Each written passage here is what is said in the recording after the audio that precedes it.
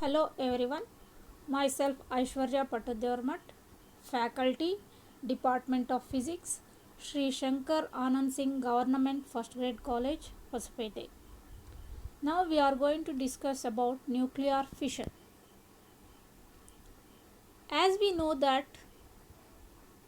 there are various types of nuclear reactions. Basically, we divide the nuclear reactions into two types. One is called exoenergic nuclear reaction and another one is called endoenergic nuclear reactions. In exoenergic nuclear reactions, the energy is released during the reaction, whereas in endoenergic nuclear reaction, the energy is being absorbed during the nuclear reaction. Nuclear fission is a highly exoenergic nuclear reaction because a very large amount of energy is being released during the fission. That is why the majority of the electricity from the nuclear power plants is obtained from nuclear fission reaction. In nuclear power plants, usually nuclear fission of uranium and plutonium is used. Nuclear fission is a phenomenon of splitting up of a heavy nucleus into two or more lighter nuclei of comparable mass when the heavy nucleus is bombarded or hit by a neutron. Nuclear fission is generally caused by a neutron being absorbed by the heavy nucleus, and by absorbing the heavy neutron, the heavy nucleus becomes unstable. It moves to the excited state and comes back to the ground state by splitting itself into two or more fragments.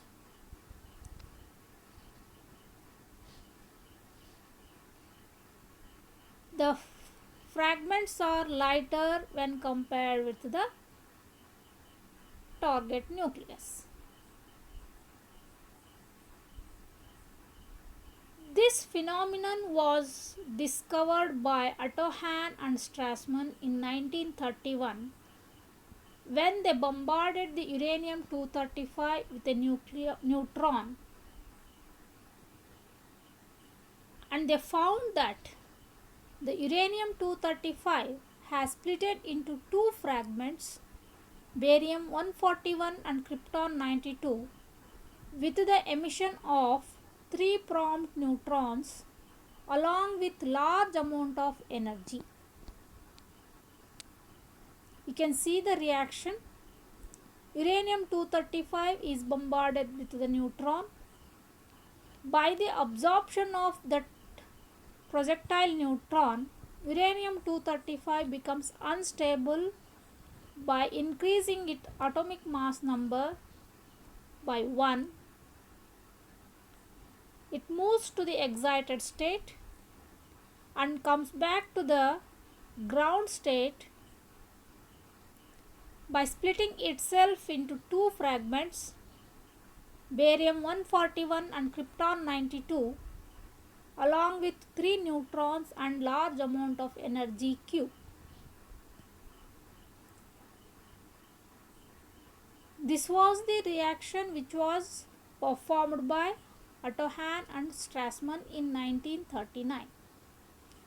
Other typical reactions, fission reactions are uranium-235 when bombarded with neutron,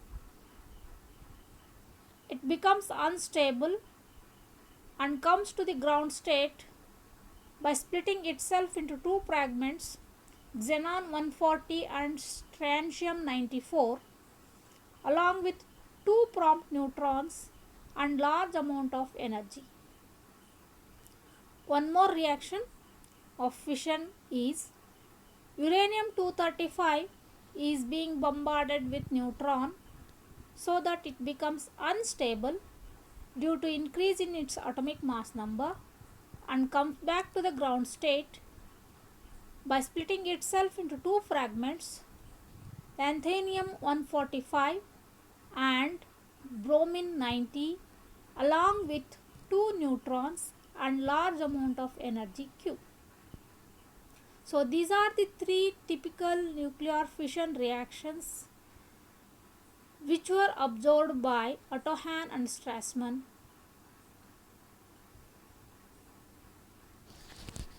As we know that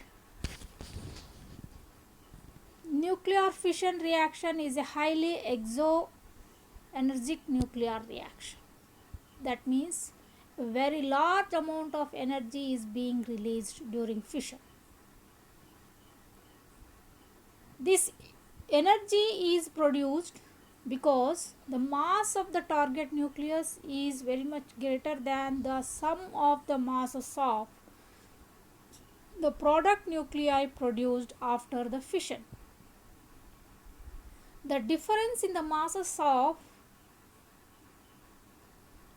the reactants before the fission and the products after the fission is converted into energy, and that energy is released during the fission. The enormous quantity of energy released in nuclear fission reaction can be understood with the help of binding energy curve as well as with the help of atomic mass of the nuclei which are involved in the nuclear reaction.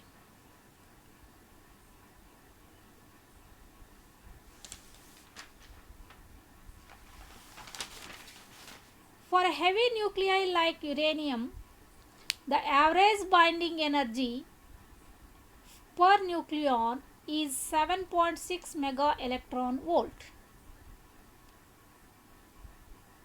The fragments produced in the nuclear fission of uranium 235 have the mass number near the middle of the periodic table, and hence the value of binding energy per nucleon for them is about 8.5 mega electron volt. That is, the binding energy per nucleon for the nuclei which are in the middle of the binding energy curve are having 8.5 mega electron volt. Now if you take the difference between the binding energy per nucleon for the heavy nucleus and the binding energy per nucleon for the fragments produced in the fission, we get 0.9 mega electron volt. That is, the energy released per nucleon of uranium 235 is about 0.9 mega electron volt.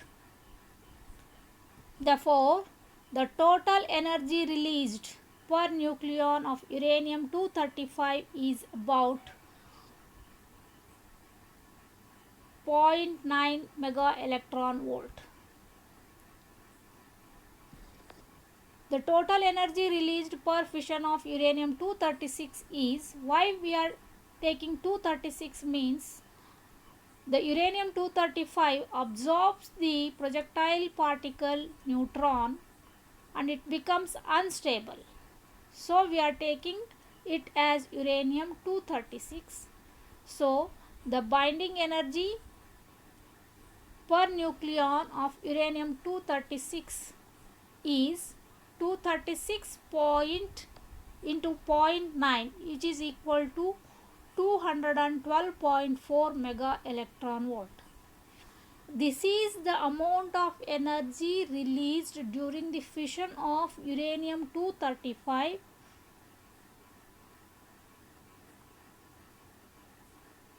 according to the binding energy curve.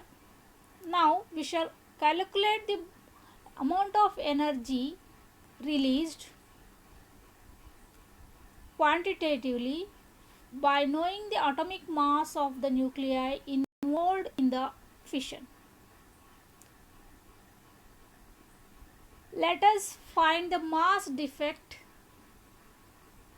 by knowing the total mass of the reactants before fission and total mass of the products after the fission.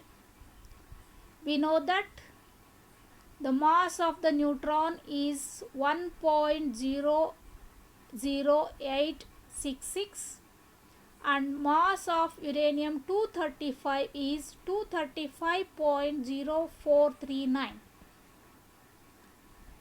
Sum of these two is equal to 236.05144. This is the mass of the reactants before fission.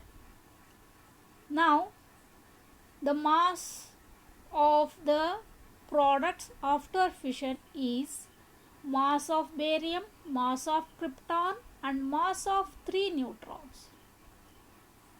So mass of barium is 140.9129 plus mass of krypton 91.8972 plus mass of 3 neutrons is 3 into 1.00866. Therefore, the total mass after the reaction is 235.83607. The difference in the masses before the reaction and after the reaction is 0.21537 atomic mass unit. As we know that atomic mass unit is equal to 931 mega electron volt. So multiplying the 0.21537 into 931, we are going to get 200.509 mega electron volt. This mass defect or difference in the mass is going to be released as the energy during the fission. So the energy released during the fission is equal to 200.509 mega electron volt. This amount of energy is released per nucleus of uranium 235.